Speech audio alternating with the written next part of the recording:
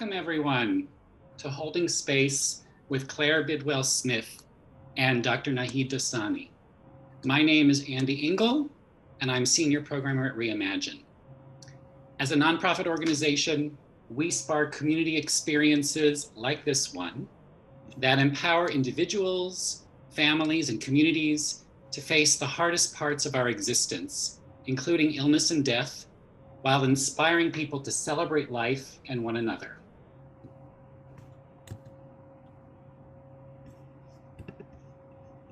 Our fall theme is grief, growth, and action. We've been leaning into this theory and practice of post-traumatic growth, how it's possible for many to transform from the source of their losses. And in order to experience any kind of change or growth, we've been encouraging folks to take small, sweet steps. So I'd like all of you to consider this idea of small, sweet steps as this conversation today unfolds. Might your own loss, grief, or adversity be a seed to develop a concrete action step? It could be having a conversation with a friend, starting a daily walk in the park, which is what I did at the beginning of the pandemic, or showing up at another Holding Space with Claire Bidwell Smith. I'm going to return to this idea at the end of the program.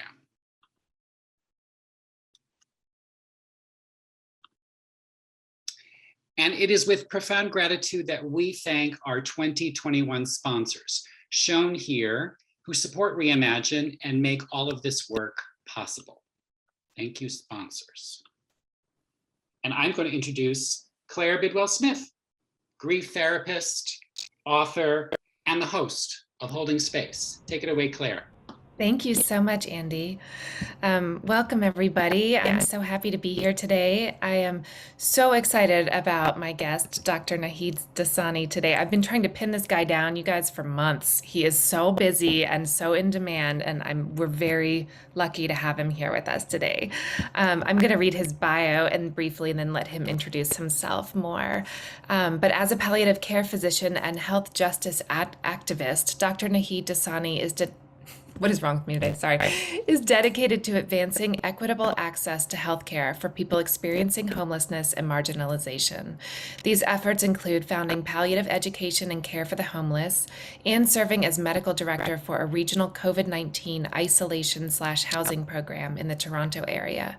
Dr. Dosani shares his passion for health equity through education and advocacy efforts that include media, public speaking, social media, and faculty appointments at the University of Toronto and McMaster University. Dr. Dosani's research interests include care models for people experiencing homelessness and access to palliative care among culturally diverse communities. Welcome, Naheed. Thank you so much for having me, Claire, and greetings, everyone. It's really great to be on with you today. Absolutely. This is a really impressive bio you've got going. Do you want to break it down for us in like layman terms?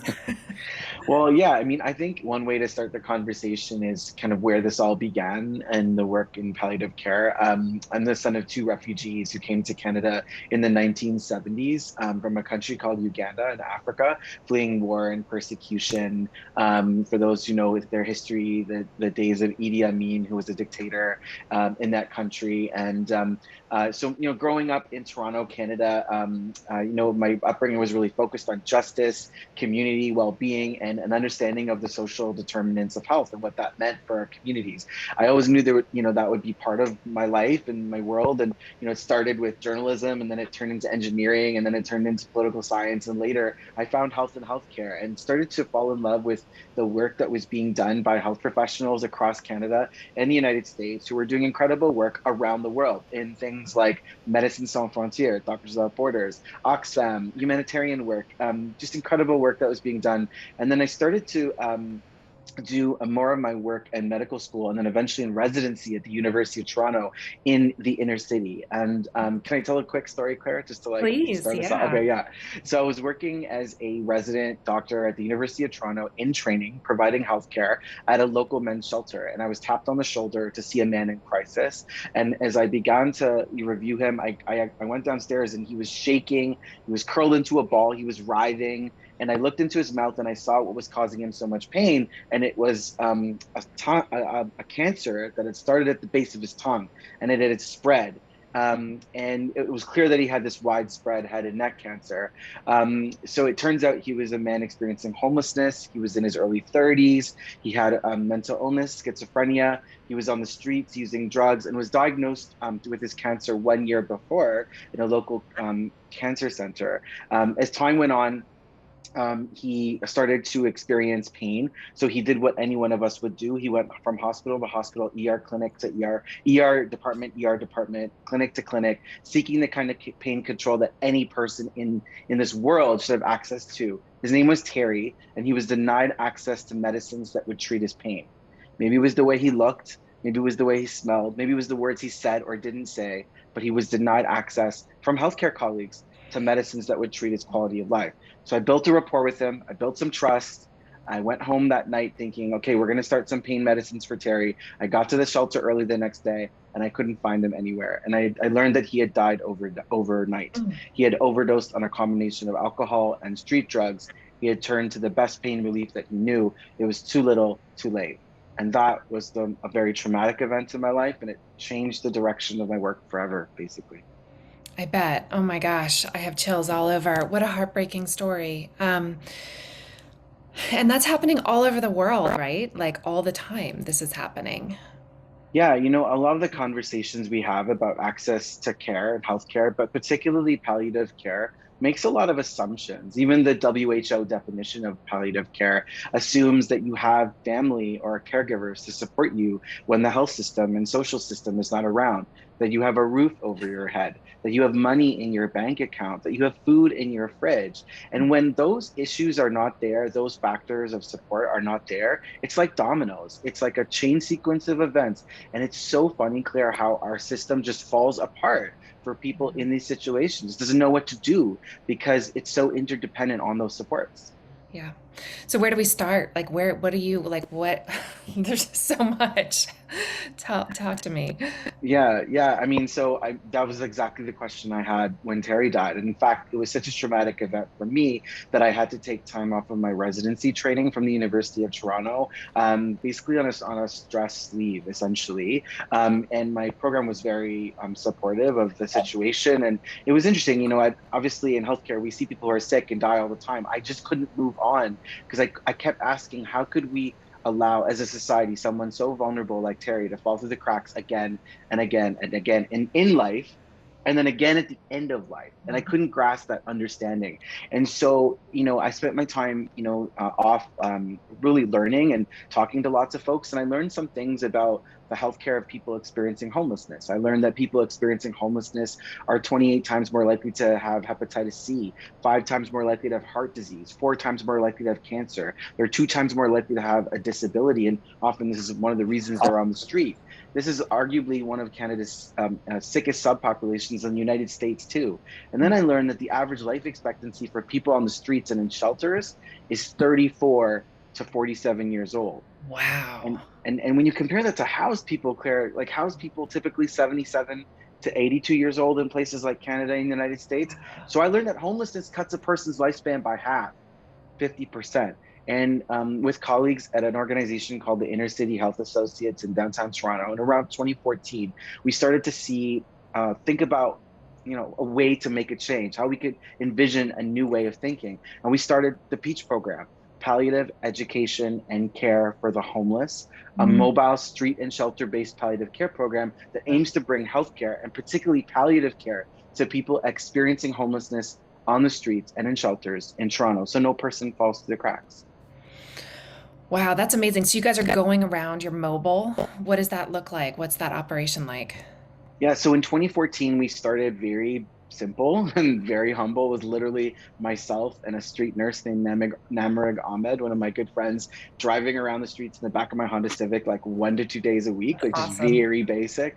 Fast forward to 2021, The program cares for between 120 and 130 clients on caseload at any given time. We have a team of nurses, PSWs, care aides, occupational therapists, a whole home care allied health team. We have 5 palliative care physicians, a peach psychiatrist, a nurse coordinator, a health navigator. And really, yeah, it is exactly that. It's mobile street health care, providing palliative care wherever a person is. So, a visit can happen in a shelter where someone is living. It Amazing. can happen in a park, where someone might be sleeping. It can happen in a rooming house, and it can change depending on, because the experience of homelessness is a transient experience. It could depend from day to day, even hour to hour sometimes. And what we've learned is that the Peach program and interventions like it work. We know that through some research, 64% of the time, Peach clients never go to the hospital or ER. 80% of the time, they die where they want to, have their preferred location of end of life, whatever that might be, the shelter, the rooming house, or the fancy hospice in the city. And 83% of the time, they're reconnected to family or friends. So we've learned that it's also helpful from a raw metrics perspective as well. Yeah. And are you all volunteering your time as physicians to do this? I think at the beginning there was an investment from professionals like myself and Nemrig and many others, colleagues who, probably invested a lot more time than we were funded for to make this work. Mhm. But I'm really honored to say that the Peach program is a sustainable model that is funded through the Ministry of Health in Ontario, in the province of Ontario, through the Inner City Health Associates, the organization we live with. I think a lot of the times um, in at least a universal healthcare system like we have in Canada. I'm happy to jump into this, the differences we see between Canada and the United States. There's often the money's there, it's just not in the right places. So what Mhm. Peach has become is become a collaboration of creative ways of thinking about the money we do have to make it work better for the people we care for. So we collaborate with home care. So it's a government organization that runs home care, and we collaborate with the local health organization called Kensington Health to help get our social support. So between Inner City Health, Kensington Health, and our home care organization, we're able to really design and drive Peach Care to meet people where they're at. That's amazing. I'm like start already thinking about how we could be doing this with mental health too, like just going around and just making it mobile and making it more accessible for people. Um, Talk to me about palliative care in hospice. I feel like we're just now really starting as a culture to understand what they both are, the distinction between the two of them. Um, what do you think? Are you feeling like people are still not quite clear on what palliative care is and what's accessible about it and why it's important? Yeah, for sure. I mean, I think in 2021, I think most people recognize the value of palliative care, particularly at the end of life. And that's probably because we've emphasized that there's a lot of history there around hospice. And I'm talking about the last days, weeks, and months of life. And, for those who are newer to the conversation, who are listening live or maybe listening in the future, palliative care is an approach to care which emphasizes quality of life for any person at any age, at any stage of illness, around their medical care, their pain and symptom management, their emotional supports, their psychological supports, spiritual care. It's very holistic, and it's best derived when supporting people right at the time of diagnosis. And it doesn't stop at the end of life. It continues on and supports the bereavement phase as Yeah. well. But what we've done, Claire, and I'm sure you've noticed this too, we really focus on the end of life. And what we're trying to do is, and having conversations around palliative care, is destigmatize it around the taboo topics of death and dying, which of course, Right. that is taboo in our culture, but also to move it upstream. So it's capturing some of the early parts of the illness journey as well. I wonder if that jives with what you're experiencing too. Yeah, it's interesting. I feel like there's this big fear around it. I think a lot of people think it's the exact same thing as hospice, which it's not. And then I think so many people have this fear that hospice is a death sentence, which it's also not. I worked in hospice for years. We would revoke people from hospice because they were doing okay. Doesn't mean you're going to die or that hospice is going to put you down. It's really, I think that's one of the big myths that happens around that. But I'm wondering if you've seen any kind of shift since the pandemic. I mean, I've seen so many shifts in awareness around end of life issues, that we need to be planning for end of life more, that we need to be talking about it, that our medical communities need to be more up on death and dying. Have you seen that occurring where you are? Absolutely. I mean, the pandemic really brought the role of palliative and hospice care to the forefront. And at the outset, you might be wondering why. It's not infectious disease, and it's not about PPE, and it's not about vaccines. But why? And it's just, let's just say it bluntly, more people were thinking about their vulnerabilities and their mortality than ever before. And it Mhm. was like this collective thought and reflection around mortality. And I'll never forget, the first week of the pandemic, I got a call from CBC, which is like our CNN here, asking me to go on national TV to talk about advanced care planning. Yeah. And I was like, why are you asking me to do this? And it's like, because people are thinking about their death, because there's this pandemic coming and a lot of people are thinking about it. Now, it went how it went. And, we had a lot of death, but, we were able to, vaccines pulled us through, and collective community spirit, but more people were thinking about it. And so across the world, palliative care programs grew exponentially during COVID-19. I can speak for the Peach program in downtown Toronto. Our referral case and case volumes doubled and even tripled during the COVID-19 pandemic, probably because of a shifting that occurred, the pressures that we were seeing in hospitals. So more hospitals were working on safe discharges to community than ever before, and earlier in the trajectory. But I think also a recognition that people with serious illnesses had quality of life needs. And palliative care doesn't just help make people feel better, which is great. It Right. prevents people from going to the ER and the hospital, which Yeah. is also really important in a pandemic too. So there were multiple benefits, and we definitely saw that trend. Yeah, absolutely. I was seeing it a lot in grief and death too. I was on MSNBC multiple times and they were wanting me to talk about grief. And I was like, what? Really? I've been trying to talk about grief for 10 years and nobody's wanted to hear from me about grief. And now you guys all Right? want to hear about it, which was amazing. It And I'm, is. I'm heartened and I hope it's something that stays. I hope that this awareness that we've been forced to have during the pandemic is something that stays with people and it's become something that they incorporate into their life and their planning. Talk to me about. I'm really curious what the experience was in the hospitals for healthcare professionals who had not experienced as much death and dying as they were suddenly experiencing. What was that? What was that like? Yeah, I think, obviously health workers are often put in situations where they're dealing with, illness and death, but, people were seeing suffering and death in ways that they had not seen it, and probably how human beings should not be seeing it at baseline. But during Right. the pandemic, it just skyrocketed. And, I have colleagues, who are, working double shifts, taking on extra work on weekends, taking on leadership roles. And we saw extreme moral injury and compassion fatigue. And I'll never forget, first wave, I have an ICU colleague, texting me and then calls me and says, I'm not feeling well, like I'm not sleeping well. And, I don't know what's wrong with me. I know I'm not like depressed, but what's going on? Like I'm crying all the time. And we talked about, like, I said, are you grieving? Like you had like 7 people die, and it's like a 24-hour period in your ICU.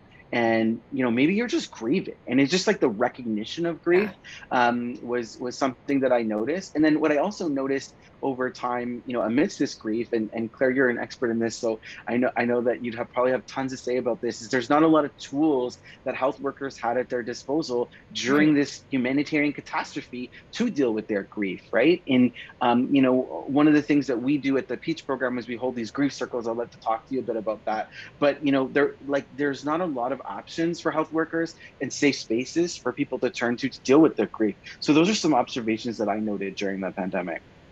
I found myself constantly worrying about healthcare workers and how they were going to cope with the psychological toll of all the grief and death they were experiencing. And, from what I could hear and understand, there were so many like nurses and doctors who were having FaceTime conversations with families to say goodbye to loved ones that they weren't even going to get to be in the room with.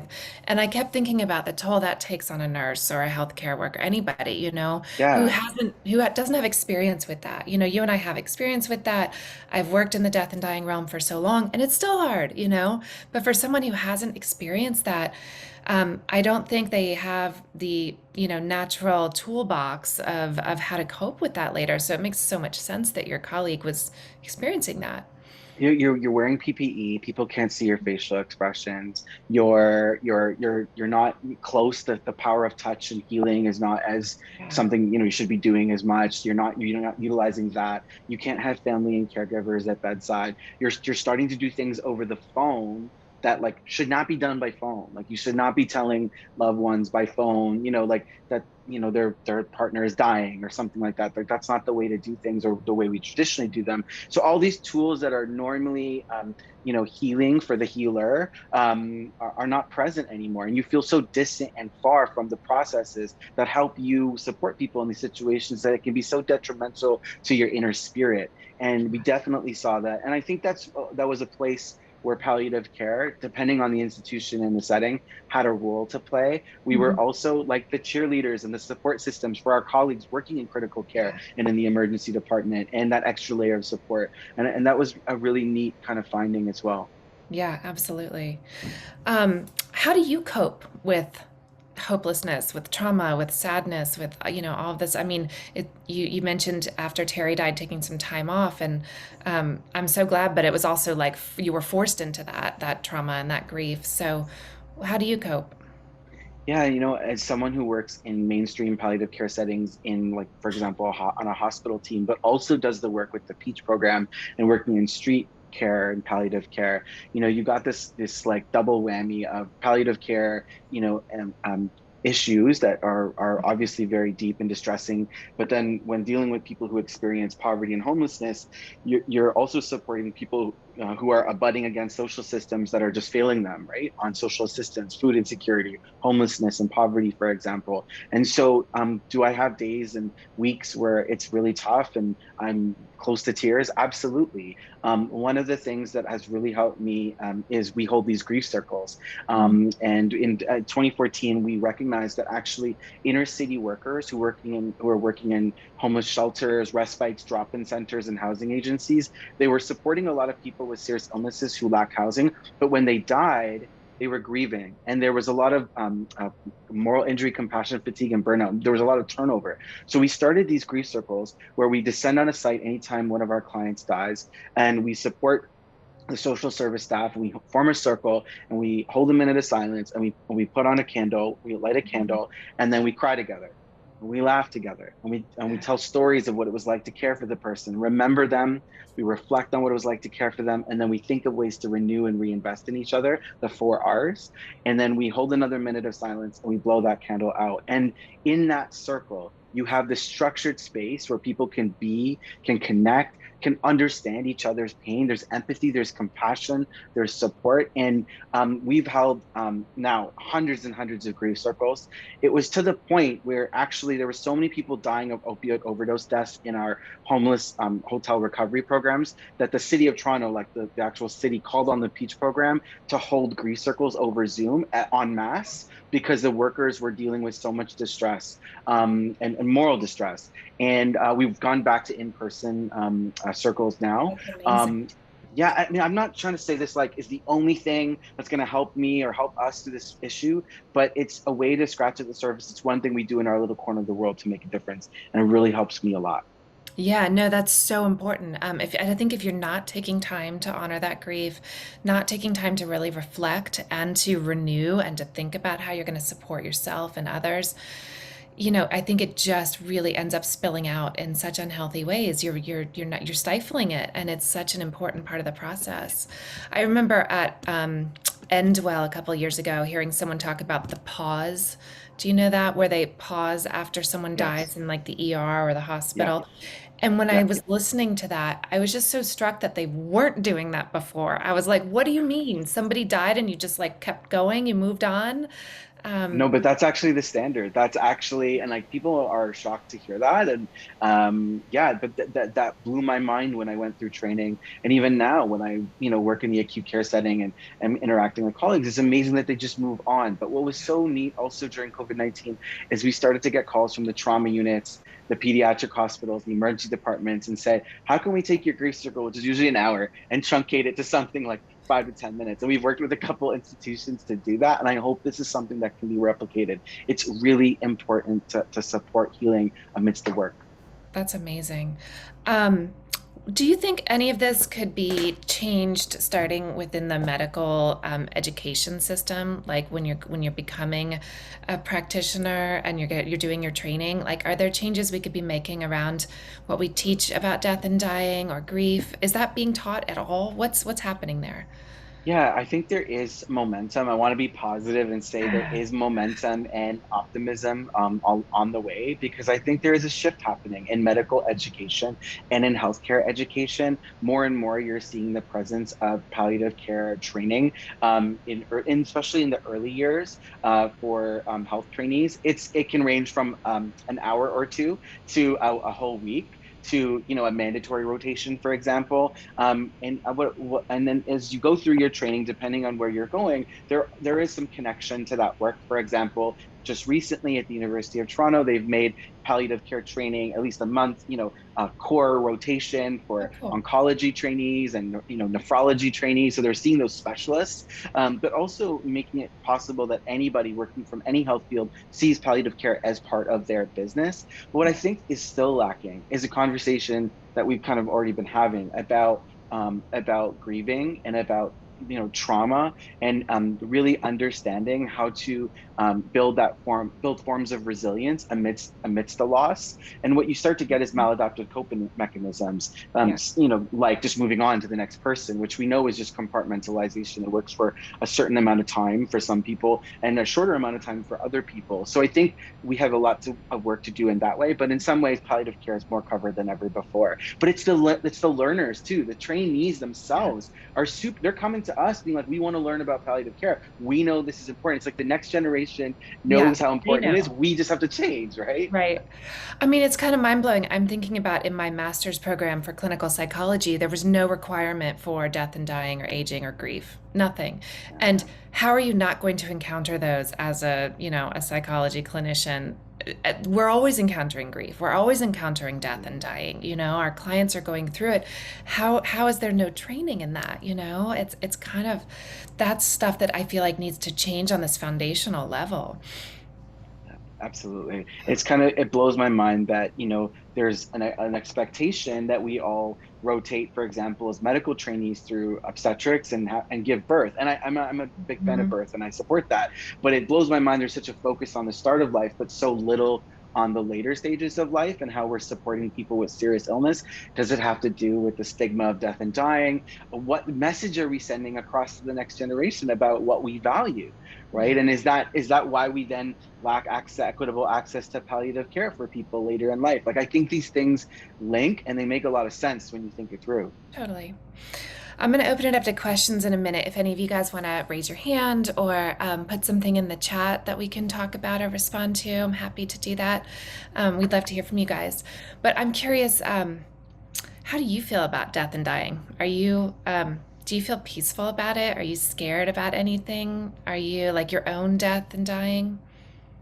It's a really great question. When I think of that question, I think about the people I care for, and I think about how what we're doing to serve them and support them, particularly people experiencing homelessness and poverty. And sometimes I think when we do this work, there's a real tendency from us, health workers, people with privilege, like a doctor, for example, and I'm very aware of how much privilege I carry with me in my work, that we are projecting what we would want in a good death on the people we care for.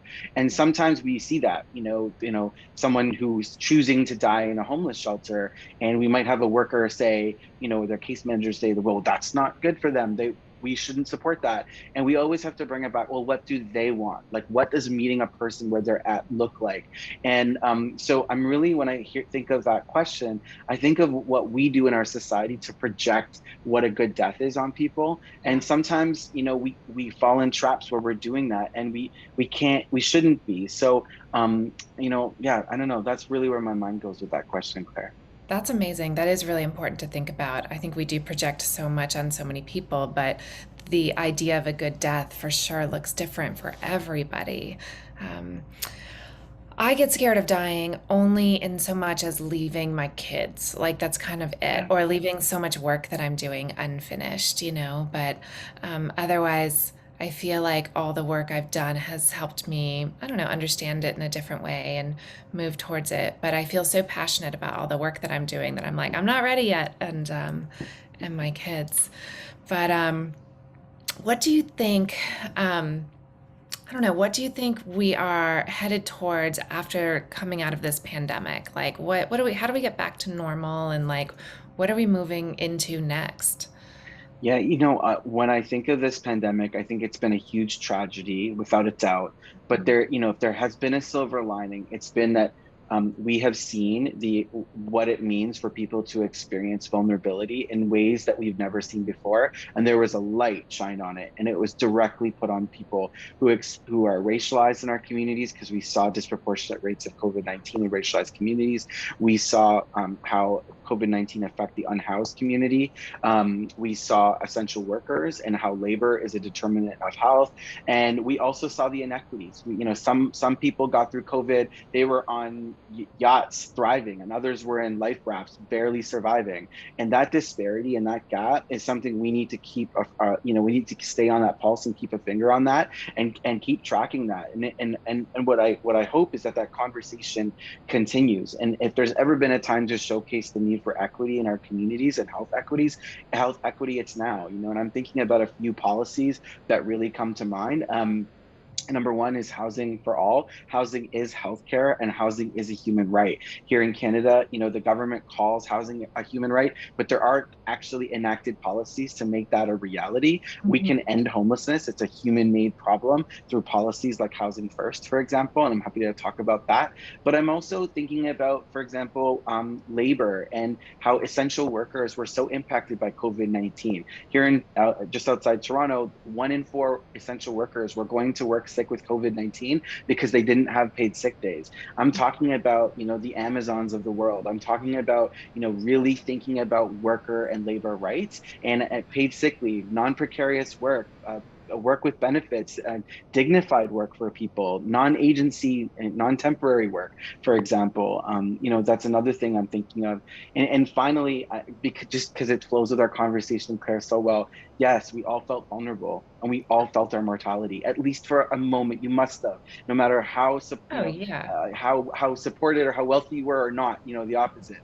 And so I just hope that people tap into that, because that will derive empathy and compassion for us to understand the experiences of people who are experiencing vulnerability in our communities. Yeah, no, absolutely. Those are all really good points. Let's see, Andy's got his hand up if he wants to come on and share what he's thinking about. And then we've got a couple of good questions here too and comments in the Sweet. chat if you're seeing those.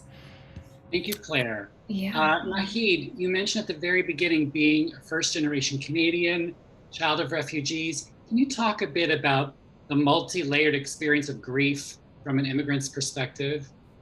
Yeah, that's a great question, Andy. Wow, thank you so much. So deep. Yeah, it's important to recognize that not everyone's immigration experience is the same, and there are different pathways to immigrate to Canada. So my parents came as government accepted or government supported refugees from Uganda, and with that came a lot of trauma. The trauma of in their my parents were in their high school years, having to, leave basically within days a country that they thought they would live in forever with just the clothes on their backs, with no money, coming to Canada, and like they were given at the airport a $10 gift certificate to a grocery store, and having to loop in their whole family living in one house, living in a multi-generational household. My dad worked 3 jobs during university, my mom worked 2. Like, it's this story, and carrying the trauma of what happened in that country, but then also that newcomer trauma that happens when it's a new community, a new people, a new culture, a new experience, and all the pressure that comes with that when you're just a teenager, trying to get through high school and trying to make it in this life and make it in this world. There's the immigrant experience trauma, there's the refugee trauma, then there's the intergenerational trauma that can happen, that can be passed on to the children. And in many ways, I think I experienced some of that too. Yeah, it is definitely multi-layered. Not being able to speak the same language is another layer of vulnerability. Being a racialized Canadian, is a vulnerability. This in the 70s, being a Muslim moving to a predominantly white country like Canada, is another vulnerability to think about. So yeah, I think we need to see these issues through an intersectional lens, as Andy has suggested. There's not just the vulnerability of homelessness or poverty. It's when we see these multiple layers, that's how we need to think of things. Yeah. Beautiful answer. Let's see. Jill says, how do you suggest approaching the question, what does meeting a good death look like, when the support folks in their lives are afraid to approach this question for the human who's dying? Yeah, this is a great question. Thank you for sharing that, Jill. Really appreciate it. And I'm thinking of the many scenarios that our Peach program has had to encounter, where we're working with a respite shelter, or drop-in, or housing agency, and they really want to do right by the person, but they just have not done it before, and they don't know how, right? And so I think and without sounding cliche, I think we always ask the question, what does meeting this person where they're at mean to, like, what does that look like for this person? So, literally, John, how can we meet you where you're at? What are your goals when you think of the next few days, weeks, or months? And how can we support you to get there? And this can vary from, I want to go and get all the cancer treatment possible. I want to get access to medical care. This is really important to me, to, like, this has been my home. I know I'm dying. Make me comfortable if you can, and I want to stay here. And it can be anywhere in between, for sure, right? And so I think you have to, and this is what the Peach program does. It's not just dropping in and providing the medical care and leaving. We're building capacity and building community. So I think at the core of your answer is support and mentorship for communities who already do this work. I always say, when I'm doing like really focused talks that are really focused on the homelessness sector, because there's a whole huge sector, I always say, like, I'm not teaching you anything. You Mhm. guys have worked with this population for decades and decades. You are the experts. We are learning from you, and we are communicating and mutually supporting each other to support these clients. So I find, once we get to that place where harm reduction workers, housing managers, case managers, social workers, recognize that, they already know the answers, it's within them. They just need to be mentored and showcased how. Then we get there. And that includes like medical appointments, how to, showcase and role model advanced care planning or goals of care discussions, and what that can look like. Giving people, even like how the agencies don't necessarily have the supports to have medical accompaniments. Okay, so the Peach program will do the medical accompaniment while you go care for your other clients. But when we come back, we'll do a summary, and we'll loop back, or holding a grief circle at death. That's a way of like constantly showing that community of support. So it's a great question. I don't know how well I did in answering it, but it requires this continuum of support and a community of support. And that's what we're trying to serve and support through the Peach program. Thanks, Jill. No, that's a great answer. Gretchen has a really important experience that she's relaying here in the chat, where she is talking about how her husband died 4 years ago of glioblastoma, and that he didn't want to die, but he was accepting of it, but that the doctors kept calling them in to discuss whether he really understood the decision not to do chemo or radiation. But he didn't want to spend a year going to the hospital, and instead chose 4 months of living fully. People tend to think of people having to fight. He wanted to live. And she was also able to Wow. witness her husband's cremation, which was helpful in her healing journey. Wow. Gretchen, that is such a powerful story. I'm sorry for your loss, and thank you for sharing that story and being so vulnerable with us. That is so powerful. And just a reflection, as someone who works in both acute hospital care and community hospice palliative care, that sometimes the health workers, are at a loss when what we're offering and what we perceive to be the appropriate path of treatment, or the path that most people would take, is not taken.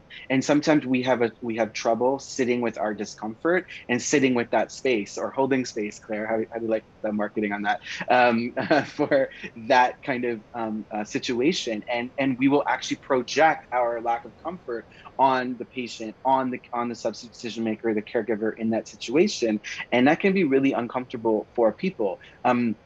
Gretchen, it sounds like your partner knew exactly what he wanted. It sounded like you were very much in support, and it sounded like the health workers had really big and great hearts, and they were trying to do what they thought was best, but they were not so comfortable. They weren't. It wasn't sitting well with them. And we have a long way to go in healthcare.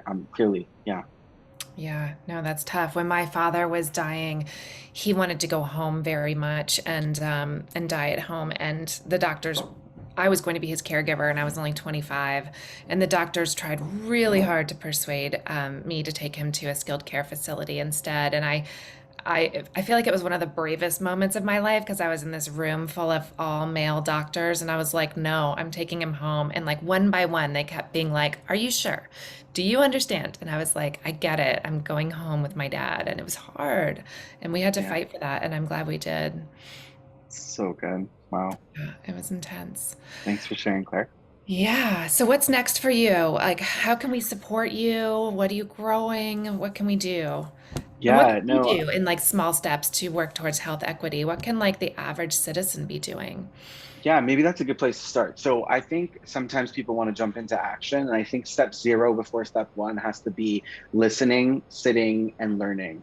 And I think learn and unlearn, as much as you can. So conversations like this are a great one. Claire, you're such a resource of information for people. So just anything that Claire supports is probably a good thing to learn and listen to. But think about your local community, local organizations that you work with. It can be community activists, scientists, researchers, people with lived experiences, shelters, respites, drop-ins, homeless health agencies. Learn from them, follow them, and read about their work. The second thing is then to connect with those agencies and those organizations and learn about what's needed in your community. It's not always what you think is needed is what's actually needed. For example, during COVID-19, a lot of people wanted to volunteer their time, but we didn't have the capacity to support volunteers because we were in the middle of a pandemic. You know what we needed? Money. We needed money for food gifts because our clients didn't have any food. And I know that's like being blunt, but like that's just what we needed at that time. And that was kind of shocking to some people. And that's just what it was, right? It might be different than what you expect.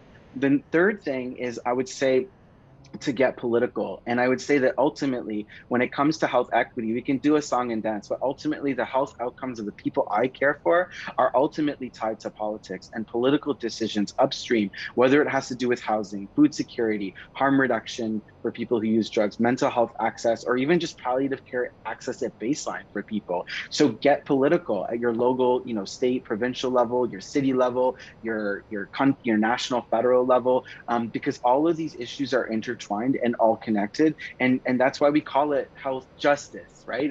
It's because it's rooted in social justice and it is ultimately a political issue. So I'd say those are three things to think about how to connect. In terms of what I'm up to, I'm really excited about getting out of this pandemic and seeing a potential end to homelessness in a country like Canada. I recently wrote an article. We've proven that we can cure homelessness through COVID-19 because we responded in a very compassionate way in many countries like Canada and many places in the United States through the development of these housing and hotel programs. What are we going to do? Kick people back out in the street now that COVID's over? It doesn't make sense.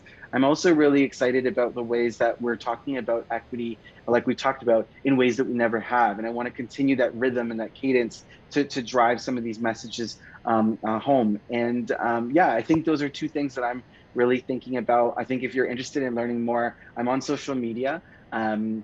So Twitter at Naheed and on Instagram at Naheed. And I really, I'm happy to be part of this journey and look forward to being on it with you. Amazing. Thank you so much. Um, I want to leave a little room for Andy to talk about a program. I want to mention that I have a support group for coping with the holidays. If you're grieving right now and dreading going into this holiday season, I have that coming up starting tomorrow, actually. Um, but this was such an important conversation, and I want to continue this conversation. And I'm so incredibly grateful for the work that you're doing. And it's just amazing. And I just feel like it's going to keep growing. And I'm going to email you. We've got to talk about the grief circles some more. For sure. Thank you so much, Claire. Thank you, Yeah. Andy. And thank you, everyone, for having me. Really appreciate it. Yeah, I'm so glad all of you guys were here today. Andy, what were you gonna, you have something to talk about? Yes. Again, Claire, Naheed, thank you so much. Naheed, you're reminding me how unevolved Americans are compared to Canadians. Anyway, we will get there. But I wanted to mention Claire's next holding space event. I'm putting that in the chat so you guys can register for that. That is going to be with Wilfred Labiosa, who appeared on several previous Reimagine events.